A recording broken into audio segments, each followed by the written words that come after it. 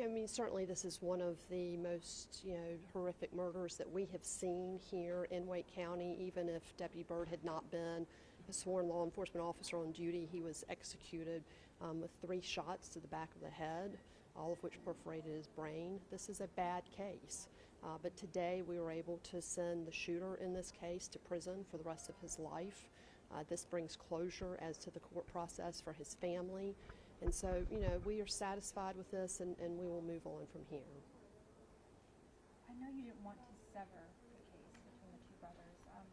Do you wish that, the situation wasn't what it was in Mexico, and that fight wasn't fought there, and he could have been brought back sooner? Certainly the fact that, Alder escaped and made his way to Mexico complicated this case. In part, it complicated how long our community has had to wait for justice in this matter. It did also take the death penalty off of the table, and certainly this is the type of case where ultimately the community should have been able to make a decision as to whether the maximum punishment under our law is allowable.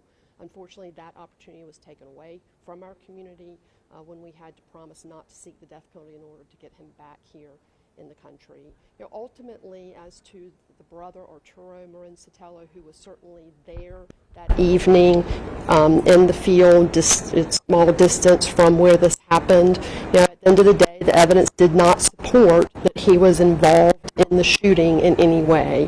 What the evidence we had and what we believed we would be able to prove in court was only enough to convict him of accessory after the fact.